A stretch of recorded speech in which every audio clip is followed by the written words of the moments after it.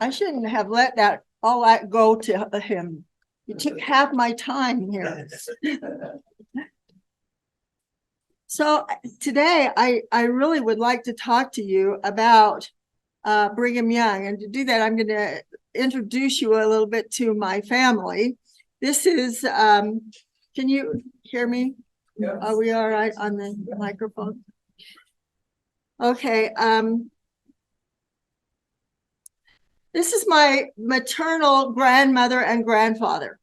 And you heard my grandmother mention Vida Clausen. She started the church history tour before there was BYU doing it or anybody else. She was all by herself for several decades. And she married Chester Young Clausen, who is Brigham Young's grandson. And so that is my connection to Brigham Young. Now, Chet and his brother, the Clausen brothers, were pioneers in the motion picture industry. This is a book that has recently been published about Mormon cinema, the history of the Mormon involvement in the development of movie making. And the Clausen brothers were in on the ground floor, and they had an office, kitty corner from what is now Hotel Utah or the Joseph Smith Memorial Building. It was kitty corner. And they had a basement room that was full of exposed film storage and the history of the city as it was developing. It was a treasure trove. And unfortunately, they were in that room one day when it combusted. And the fire destroyed most of the film. My grandfather rushed for the door, but it flashed over and just blew him out the door. He thought his brother was right behind him, but he missed the door. He went in the closet door, and he did not survive that fire. And so my grandfather never recovered from that. He just could not bring himself back to be a productive human being. He was charming and delightful, and I absolutely loved him. He left the church and became an alcoholic, and there were just all kinds of problems. So, but it's nice that they're in this book. Well, my grandmother now had 4 children, and she needed to support them. So she made a deal with B.H. Roberts. If you'll remember, this is his comprehensive history of the church that was published in 1929. And this was about 1930. And she said, I'll help you sell those books.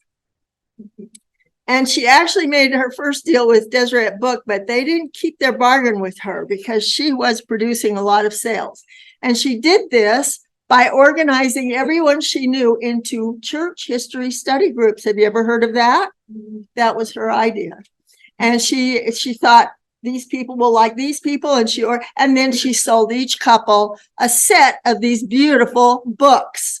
And that was their text for their church history study group. And she was very successful at that. And one day, B.H. Roberts met her and said, Vida, how are you doing? And she told her, well, Deseret Book is not helping me very much. He said, you just buy those books from me. And so they had a partnership. Now, after people got through the first volume of the comprehensive history of the church, they said, we'd like to go visit these places. Now, remember, this is the 1930s. We are in a depression. And before that, the generations that experienced that history were not anxious to go back because it was bitter and difficult. They didn't want to go back to Missouri. President Joseph F. Smith purchased the birthplace at Sharon, Vermont of the prophet Joseph Smith. He also purchased the farmhouse in Palmyra. And I believe that, I can't remember what else. And the Carthage jail. He never could go there because his father was murdered in that jail. And so you have to think about that and how that impacted those people. But now a new generation is coming up. Vida's got them all studying church history, and they want to go have a look. Well, they turn to her and say, "Can you help us?" And she does. She starts church history tours. And she called it the historic train because most of the transportation was by train at the time. We didn't have these wonderful motor coaches that we have now. So she was very inventive and she did really well. And her beautiful house on South Temple was one of those that it's been featured twice on the historic homes tour. So that was the beginning of our experience with this church history. Now, these books were expensive. They're leather bound. They have wonderful engravings. The photographs are engravings. And then you can see this right here. This is a description of Brigham Young. And it says, Brigham stood about 5 feet, 10 inches high. And I don't know if you realize this, but the average man in the 1840s was only 5'7". So Brigham was not a short man. He only looked short when he was standing next to Joseph Smith, who was 6 feet tall, and his brothers were over that. So he was a full form, compactly built, and of stately bearing. The head was massive, the hair light auburn. Did you know he was a redhead? Because most likenesses of him were done in black and white, and only if an artist then painted it and did the coloration. My uncle has probably the only portrait that he ever sat for to let an artist do the colors. And his hair is dark red. And he also had freckles. The forehead was high and broad at the base, the nose slightly aquiline. I don't know what that means. The eyes full and of a light gray, the mouth well formed, and the whole face expressive of great firmness. He was ordinarily mild and gentle in manner. Did you know that? Well, that's what B.H. Roberts thinks. Yet said to be capable of anger that was terrible. In him, indeed, was blended the strong and gentle qualities that go to the making of the highest and truest manhood. Your leader of men, Brigham Young. And that's actually Brigham's signature on that. So I want to know what you know about Brigham Young. Anybody have an opinion? Had a lot of wives. He sure did. He had a lot of wives. How many of them were actually wives that gave him children?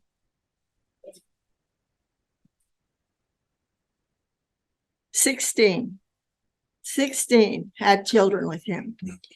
And all the rest were basically in name only, because there was no law out here. So when they're coming out this way, one of the ways that everyone is accounted for is they marry into a family, and now the family is responsible for everybody in that group.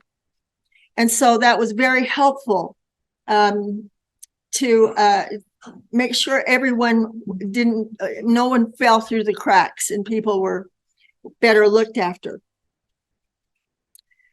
He was truly a Renaissance man, I have to tell you, but we have forgotten him because his collection of records is so enormous that the church crated it up and put it in the basement of the old Deseret book. And it wasn't until about back in the 1970s, I believe, that Leonard Arrington was called on by President Kimball to start sorting through this massive collection of papers. And let's see who Brigham Young was. Now, he was a collector of records. He never let anything leave his office without making a letterpress copy of it. And everything that came in, nothing was thrown away. All the records were kept. He was president of the church for over 30 years. That's double what any other man has served. And of course, he was the governor of the territory. And he had many business involvements, and all of those records were kept. So it is such a vast collection that when somebody said, well, how about doing the Brigham Young papers like the Joseph Smith papers? And they said, it's not even possible. It is so enormous. But Ron Esplin, the historian, jumped right in. As soon as they let him out of the Brigham or the Joseph Smith papers, he said, my true love is President Young. And so he has a team of young historians, and they are researching. But Leonard Arrington, when he was assigned as the church historian to go in and open up all those crates and boxes and find out what was in there, he also had a team. And they're reading documents, and pretty soon there's laughter going on over here. And now there's laughter going on over here. And he's running around. What do you got? What do you got? And they discover one of the great humorists of the 19th century. Brigham Young was hysterically funny. Now, interesting thing about this is we forgot that was true. We thought he was authoritarian because the Eastern press wrote about him in that regard. We thought he was an angry man, but do you know that he promised his mother when he was a little boy? She said, she was teaching her children. She was homeschooling her children. You say Brigham Young wasn't educated. He only had 11 days of formal education, but his mother was educated, and she homeschooled her children. And so Brigham was educated by his mother in the scriptures. He learned to read in the scriptures. And I forgot where I was telling you about. But anyway, well, she said, I want you boys, and she had mostly sons. She had 2 daughters, but she had 9 children. And she said, I want you boys never to grow up to be an angry man. And he promised. And he said in a conference talk in 1852 in the Tabernacle, he recalled this incident, that he would not grow up to be an angry man. So if you think he was angry, you're probably wrong. So he's just a most interesting human being. And he became, well, let me just review what some of these documents are. There are included 3 personal diaries and part of a 4th in his own handwriting, and he spelled phonetically. So when you would read his handwritten diary, you would hear his New England accent.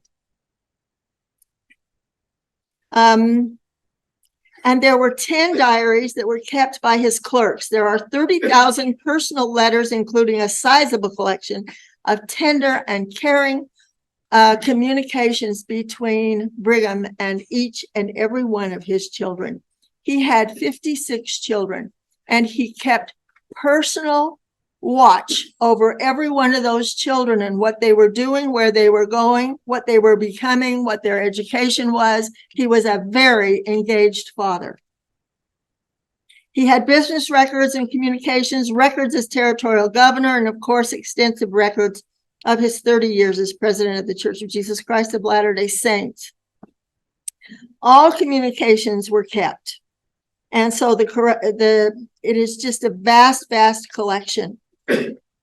Photographs of him were so sought after that his image was the most pirated image of the 19th century. So not only is he the most documented human being of the 19th century, but his photographs were the most sought after.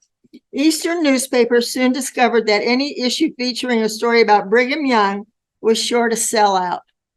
So they sent reporters and photographers thousands of miles just to get a snapshot, a photo, if they could, of Brigham Young. And he was very tolerant of this. He had open office hours, not like now. You can't just walk into the church administration building and sit down with the prophet and have a conversation, but then you could. And so people actually would line up out in the street, waiting their turn to go in and sit and be advised by him.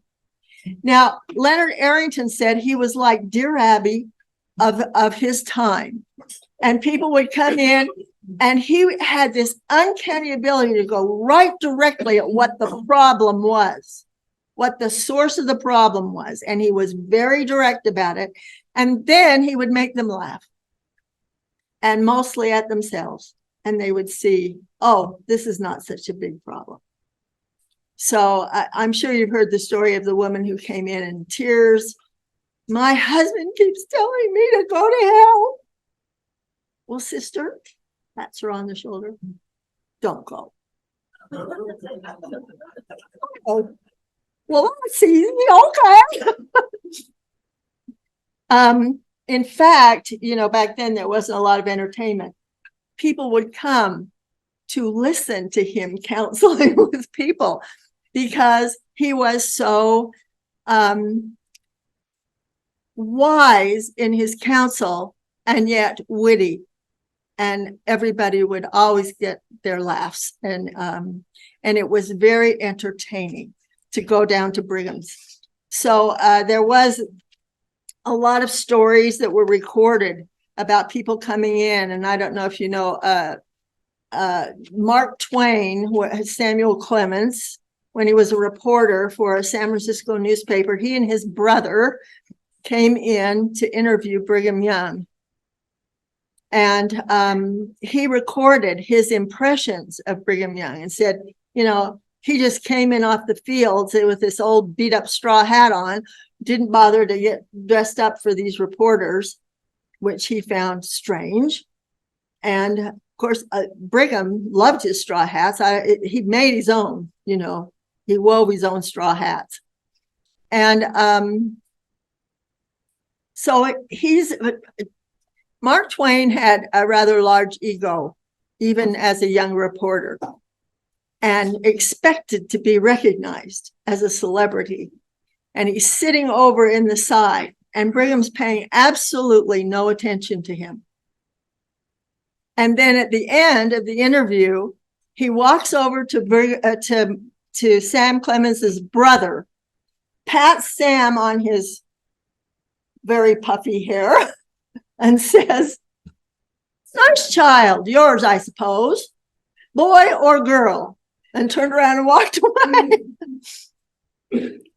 And that was Sam recording his memory of his time with Brother Brigham. Well, I'm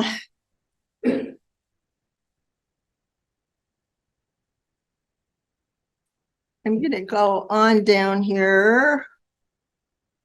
This is my mother. She was a handful. My grandparents had 4 children, and my mom was number 2. Number 1 was Emily, named for her grandmother, Emily Augusta Young, Brigham Young's daughter. My mother was named for the other grandmother, who was Ruth Mae Fox. So my mother was Ruth. But she was a handful. So was Ruth Mae Fox. Do you know who she was? She was the general president of the Young Ladies Mutual Improvement Association in 1930, the big centennial celebration of the founding of the church. And she wrote the words to Carry On for that. And she was the general president. And she was in that presidency for many years prior to that. She was born in, I'm going to go on. Oh, there's my mother, a little older. Coming back from Hawaii, this was an article that was done by the Tribune, and it was in their archive. And I had never seen it until a couple of months ago. It popped up in Family Search on her record. And I love that photo of her with her Hawaii things that she brought home. This is her little brother, and his name is Truman Fox Clawson. And he was president of this chapter a number of years back. And he is now, this is their photograph for their birthday party. They were both born within a few weeks of each other, and they had a big birthday party. She turned 90, he turned 95. Look at them. Is that amazing? So Truman, He is such a valuable source of our history. Now, this is Grandma Fox. That's Ruth May Fox. And she was born in Wiltshire, England, near Stonehenge. And when she was 18 months old, her mother died in childbirth, along with her little new baby brother. They both died. And so she was left motherless. And her father had to kind of farm her out. And her grandmother brought her back one day and said, she's just a bad maid and I'm not taking care of her anymore. So my mother, who bore her name, had every right to. My mother ran away and joined the circus. And my grandfather had to go clear to St. George and pull her down off of an elephant to bring her home. She was about 10. We didn't know this until she was in her 80s, and a cousin let it slip. So my mom was adventurous, and she went right into this travel business with my grandmother, and they had a wonderful time, and they took me in 1974. Now here's Brigham, and that was from a photograph, but it's an artist rendition of that photograph, and you can see that the artist colored his hair accurately.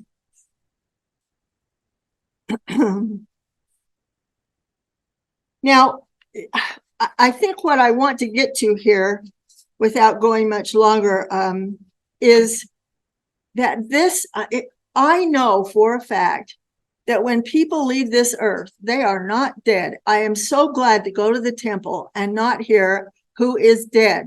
That is gone out of the lexicon at the temple, because they are not dead. And this man is not dead. And I can tell you that for my own personal experience. So in 2007, I got a call from the Brigham Young family saying, come to our officers meeting. And I said, I don't have time. I really don't. Oh, just come. And I get up there. They want me to be the president-elect. And I said, I don't have time to do that. And they said, everything's done for this year. Nothing to worry about. But you'll need to prepare to be president the next year. And I begrudgingly said, okay. Well, it was 3 weeks later. Michael Kennedy, a fellow named Michael Kennedy, do you know him? Yeah. He sent a note to our secretary saying, we're having a reunion in Nauvoo with the descendants of Emma Smith. Michael is a descendant of Emma Smith. And we would like you to send an emissary to our reunion representing the Brigham Young family with an apology to the descendants of Emma Smith. What is that? Oh. Well, I want you to know some of the officers were a little outraged over the suggestion. But I had then been a number of years in those places of church history. I had learned about Emma Smith. I had to. So I thought, I am wondering if there's an opportunity here. And I sent a message off to Dallin Oaks, because he had come and he spoke to our family about the relationship between Emma Smith and Brigham Young. And it's not nearly as contentious as you might think. In fact, Brigham was very solicitous of Emma over the years from Utah. He sent his own son, Brigham Morris Young, on a mission in that direction with a specific instruction to see Emma Smith and make sure she was okay, and to offer her free tickets on the train to come to Utah, round trip, if she would. She wouldn't. But I want you to know that it was difficult for Emma when the prophet died. There was no one for her to look to. What do I do? I am now the widow of a dead prophet. And Brigham had to be firm with her to get hold of all the papers, to get a handle on things. And this was a difficult time, but he was always solicitous of her welfare. And I had no idea what the Smith family needed. But Brother Brigham, he would not leave me alone in this matter. And I thought, an apology? What do they need? What is it that they need to hear? I didn't know. And my daughter came in and said, Mom, why don't you just write it? And I said, because I have no authority. And no. And Dallin Oaks said, I know Michael Kennedy. I have met him. I think he's a good man. I think you can trust him. But about the apology, can't help you there. That's a matter that's a family matter. That's up to you. So without any help, all of a sudden, the whole thing came through the veil to me into my head, and I'm typing and taking dictation as fast as I can so that it doesn't get away. And then I sent it off to the officers and said, my husband and I are leaving for a temple tour. We'll be in Texas. Good luck. So we're on this temple tour in Texas. We start getting messages from home. Your statement has gone to the First Presidency. They have approved it, but you have one sentence that says regret. That has to go.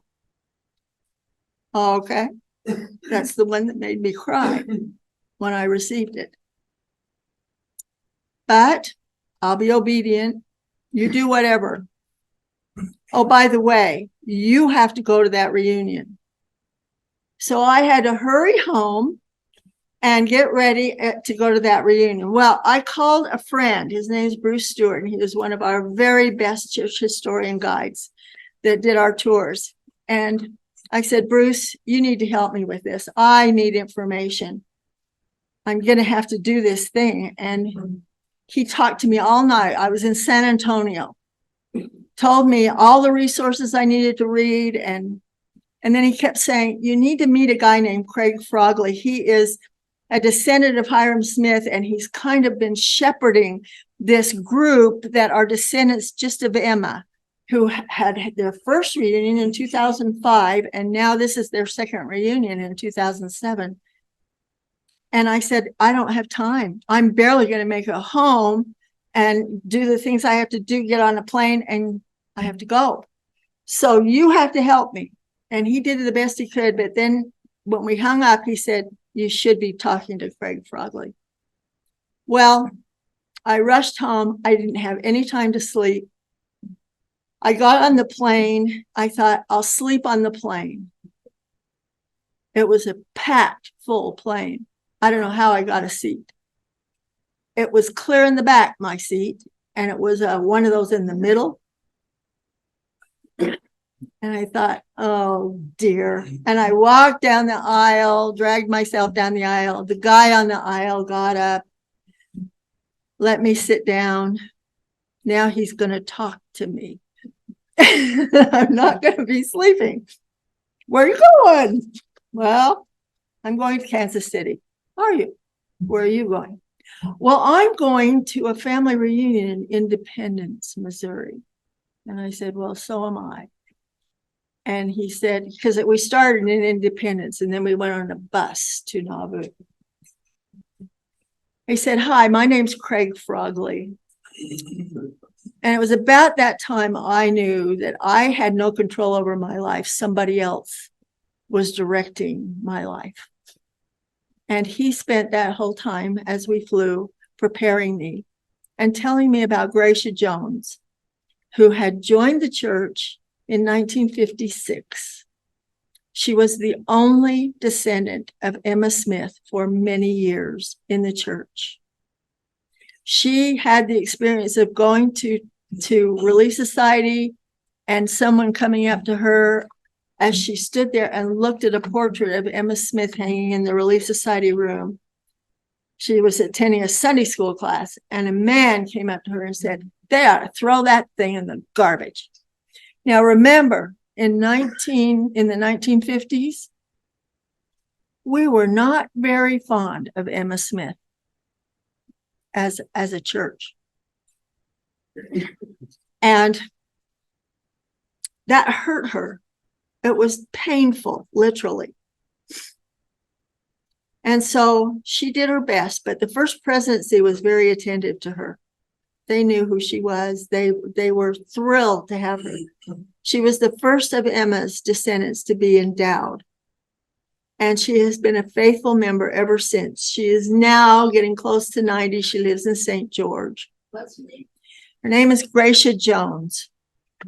And she didn't know anything about Joseph Smith as she was growing up, because that was such a painful thing that some of Emma's children moved away and never wanted to hear about it again. And their children and grandchildren did not know who their grandfather was. So she is the great-great-granddaughter of Joseph Smith and Emma. And one day, she was growing up in Montana on the Flathead Indian Reservation. And one day, a family moved into town, and her family was just moving into town. And they wanted her to babysit. And her mom said, now listen, don't you dare tell them that you're the great-granddaughter of Joseph Smith, because they're Mormons. And if you tell them that, they're going to want you to join their church. So don't. She said, what? What are you talking about? Well, your great-great-grandfather is the prophet Joseph Smith. And she said, for as far as I knew, prophet was the difference between what you earn and what you can keep. You know? So she had to have an explanation as a young teenager. And she goes, and guess what? That family had a basement apartment, and they had 2 missionaries in it. And Gracia, one day she said, this woman said, come to my house after school today. Those young guys down in the basement, they have something for you. And she said, I'd seen them, and they were really cute. And so she went to the house, and they handed her a Book of Mormon and told her that her great-great-grandfather had been instrumental in bringing this scripture to the earth. And she said, I put my hands on that book, and I didn't even have to open it. I knew it was true. I knew. And her father wouldn't let her join the church till she was 18, and then she had to leave home to join the church. So she's a heroine for sure. Back in the 70s, Michael Kennedy, a teenage hippie kid, joins the church along with his wife. And he's the first priesthood holder, the first one to be ordained as a descendant of the prophet Joseph Smith.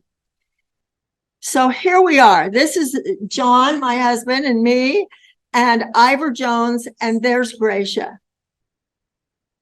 That's a recent picture. We're there with them often, and they aren't traveling anymore. Ivor's not doing too well, but they have stayed many, many days in our home, and we have become great, close, loving friends. She's really like a sister to me. We're on the phone all the time. Now, I want you to look at this. I should go back to Gracia a little bit. So I met her on that reunion for the first time. And when we were in Nauvoo, I must tell you about this because it was a pivotal moment, I think, in the history of the world. In 2005, at their first reunion, some of those descendants were terrified. They held it in Salt Lake City, and they were frightened to come here. But they bravely, many of them came, and they rolled out the red carpet for them. They had special seating for choir performances. They They fed them. They did all kinds of lovely things for them. And one of them went home, took the missionaries, and was baptized a year later. So now it's 2 years later, and he's ready to go to the temple. And what I thought I would never see in my lifetime is a Nauvoo temple standing there. And so he's going to get his endowments in the Nauvoo temple. And his name's Robert Smith, which is interesting because that is the name of the man who came from England, who is their ancestor. And interestingly, he is my direct ancestor as well. But anyway, Bob Smith from Omaha, he's getting his endowments. And they invite, by then I have 2 comrades from the Brighamite band in Utah. In fact, I had a badge, Mary Ellen Elggren, Brighamite, they gave me. And this was a revelation to them. They did not have the biggest idea that they would be welcome and treated well. They thought that Brigham Young had engineered the assassination of the Smith brothers. That came down from apostates that stayed back in Nauvoo, and those children were told stories of that nature, and it came down through their generations. One of those young women said, I was terrified. One time my car broke down and a Mormon stopped to help me, and I was absolutely terrified the whole time because my father told me, if a Mormon gets you, you either will join their church or they'll kill you. And they believe that. Can you imagine?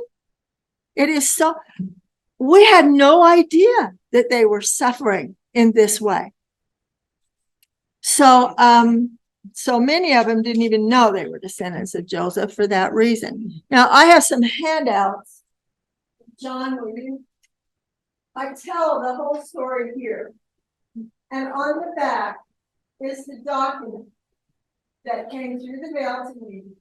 And in it, it mentions that when Brigham Young died, the last words on his lips were the name of his friend and mentor.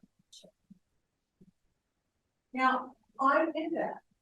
What I didn't know is they had that experience with him 2 years later.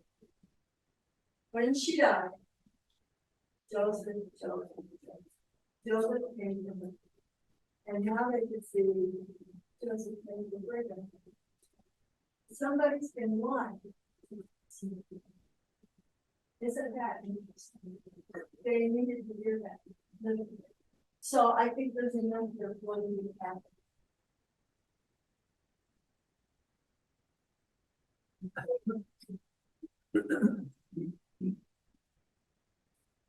Now, Brigham just won't leave me alone.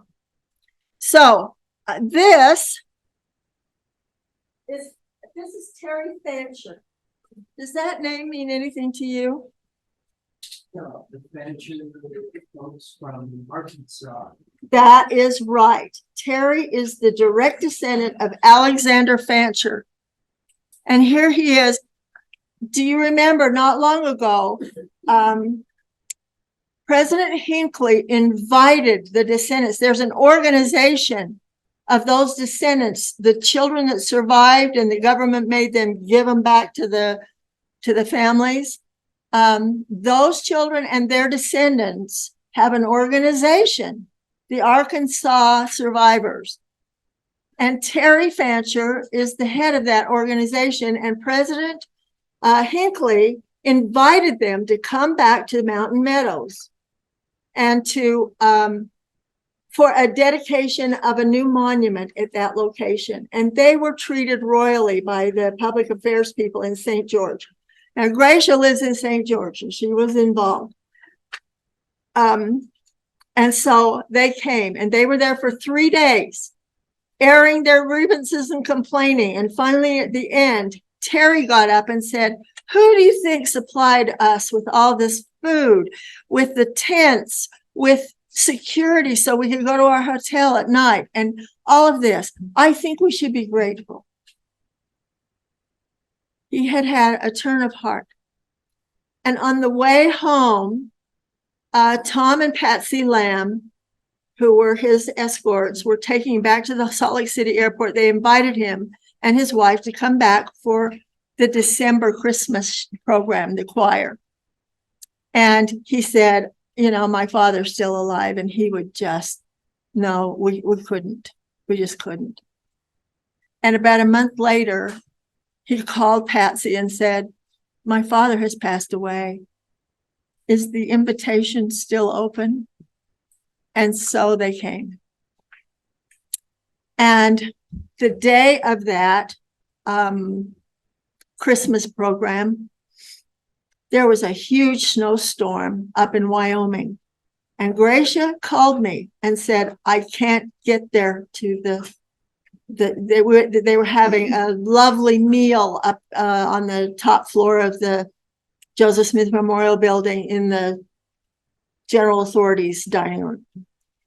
She said, would you go and represent the Smith family and the Young family? So I went. And Terry and I got a chance to meet and put arms around each other and cry, have a few tears. And it was a really touching and wonderful thing that happened. I'm telling you these things because do you see a healing process is happening? And I know that Brigham Young could not resolve these things in his lifetime because of the conditions in the world. And so he's doing it now. And he's just providing the way. This is Ghana. I have a really interesting paper. This is the celebration. We came up on the 40-year celebration of the priesthood being given to all worthy men. And for that celebration, there's a young man named Ahmed Corbett who was called to head up that celebration. But the 70s kind of counseled him and said, you know, keep it low key. Let's not make a big issue out of this. And then he had an appointment with President Nelson.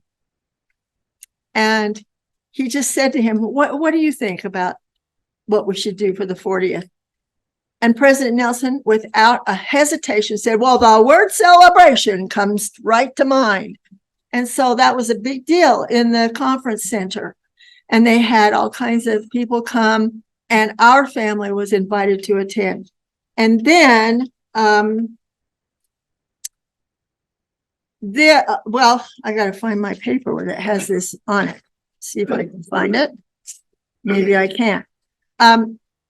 One of our members of our family, one of our officers, Marcy Brown, was invited by President LeBaron, who years ago was a mission president in South Africa. And he felt an urge to go and get the stories from those Black people in Africa when this happened. When President Kimball got that revelation. And she went to Ghana with President LeBaron, and they filmed.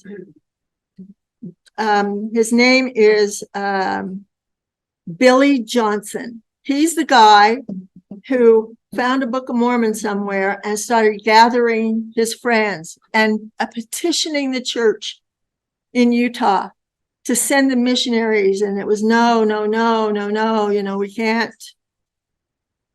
And then he had a radio that got the message from a radio broadcasting station in London that this thing had happened and that they were going to be able to have the priesthood and that missionaries were on their way. And this is Edwin Cannon standing in the water, and look at the lineup in Ghana. Now, when Marcy arrived, it was years later, and they were recording the story, Billy Johnson's story. And when they found out that Marcy was a descendant of Brigham Young, they could not love her enough. We love Brigham Young.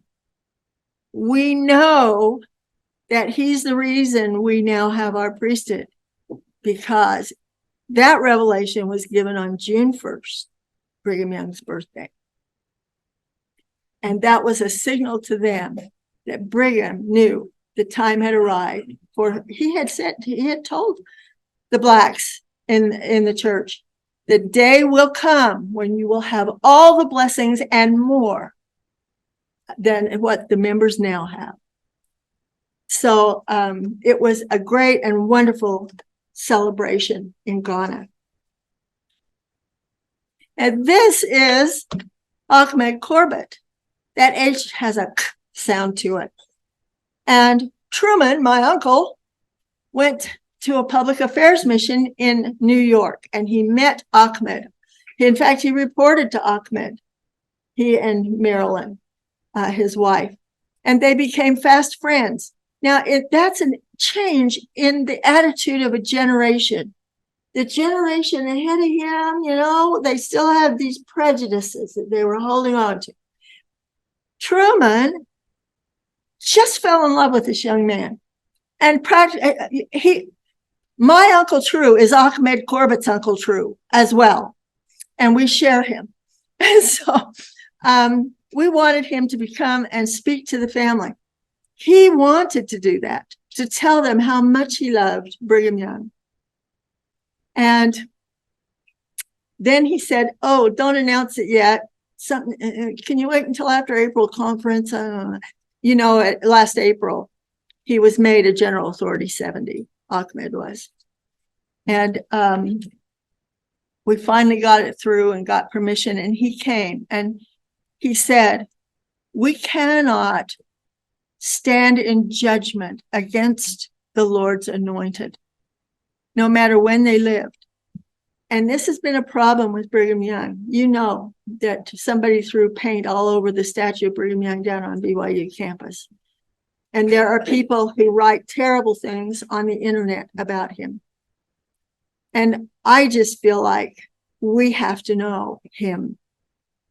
And I'm so grateful that Ron Esplin is getting into his papers so that we can know him and realize what a gentle, charming, loving human being he was. And I feel that obligation strongly. And in fact, he won't let me die. Last April, my oncologist told me I had 6 months to live. And I'd had a double mastectomy, but it wasn't enough. And the night before that oncologist appointment, a friend brought me a book of how to change my whole lifestyle. And she said, "I don't know if it'll work for you, but it worked for me. Do I look like I'm dying?" I went back for another PET scan, and I'm cancer-free. And I know Brother Brigham is just pushing me this way and that way because he knows I'll respond. And I believe that is true with all of us. I carry in my purse an envelope with the names of the next people in my family that we're doing in the temple coming up. They know that I'll do their work. They know that John will do their work. If they know that, you will feel them.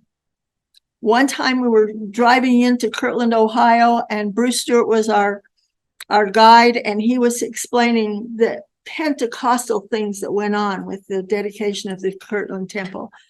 And one of the passengers said, "Well, if I had seen angels on the roof, and if I had had these kinds of experiences, I would have a very sure knowledge." And Bruce said, "Well, you can have those experiences. You just have to get where the action is." And where's the action? Family history and temple work. And you will have these experiences. And the angels, your people on the other side of the veil, just waiting for you to do their work and turn your ear to them to listen. And they will guide you. It's such a blessing in a world that is in such turmoil.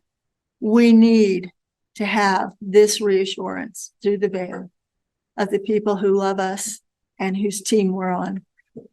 and we need to participate with them. Stephen Snow, when he was church historian, said, when we judge people from the past and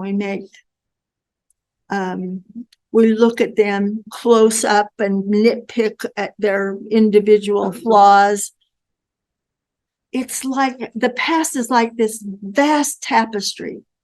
But when you start nitpicking at the threads, you destroy its beauty.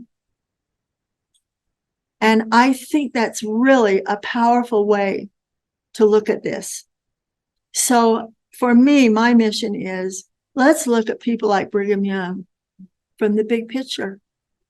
And those words, by their fruits ye shall know them. What did he accomplish? My goodness. It is so enormous that it's unbelievable. He couldn't have done it without God's help. He just couldn't have. And all you have to do is look at, by his fruits you shall know him. Was he a prophet? Was he a kind, gentle man? People followed him everywhere. Only apostates with big egos left the church. And the people in general, they knew who to follow. In fact, he'd been their mission president. Do you know in Nauvoo, when the prophet died, over half the population spoke with a British accent? And they had been converted and proselytized in Great Britain. Brigham Young was their mission president. They knew who to follow. So I gave this talk recently to a group of sealers in the Ogden Temple. And as I was getting set up, the wife of one of them came down and said, "Oh, what's your subject?" And I said, "Brigham Young." "Oh, you don't like him, do you?" And I said, "Well, yes, I do. In fact, I love him." "Well, I have problems with him. He wasn't very good to Emma Smith." And I said, "You need to study it. And the more you learn, the more you will love him and Emma. And you need to get over it. And I guess I'm here to help you." So I think that's one of my callings in life right now to do. And I thank you for this opportunity. And I say this, one more. I think there's Brigham Young's house, and there's a handout here. It's on the Erie Canal in Port Byron, New York. He moved into that house shortly after he married Miriam Works, and their first daughter was born in this house. And our president of our family association has purchased it. And now we're raising money to make it accessible to the public. And it's really a fun place. It is about 30 miles east of Palmyra on the Erie Canal. So it's in the way of being able to go and see it. And I hope you'll pick up one of those papers and read about that, because that is a miraculous thing that has also happened. And I know Brigham is, he's just pushing us right along with more things to do. This is some of the inside of the house. It needs some tender care. But there's a bishop there and a congregation of members of the church who are taking care of it. They came right, as soon as the family bought it, they came right out and cleaned up the yard and planted flowers, and they will meet you with a key and take you in. And you have to have all of that kind of cooperation if you're going to do something like this. This is Richard. Richard Lambert is the president of the Brigham Young family right now. And there are the officers of the Young family and the Smith family standing on Independence Rock out in Wyoming, because Michael Kennedy, that's Mike, and his darling wife, Darcy.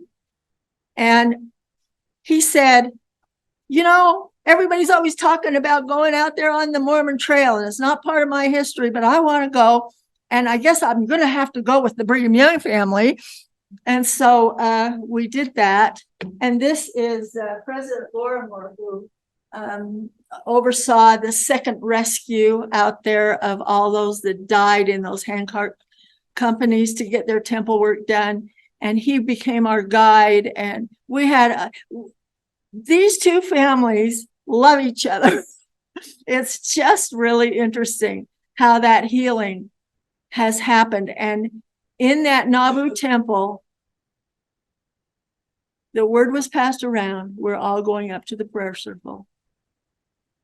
And do you know what happens at the prayer circle? Usually you're standing up there with people you don't know, and they say, if there are any bad feelings, you're welcome to withdraw. Well, there are the descendants of Hiram Smith, Joseph Smith, and Brigham Young, all standing around that prayer circle and committing by covenant that our hard feelings are gone and that we love each other. And that was one of the great experiences of my life. And I say it in the name of Jesus Christ. Amen. Amen.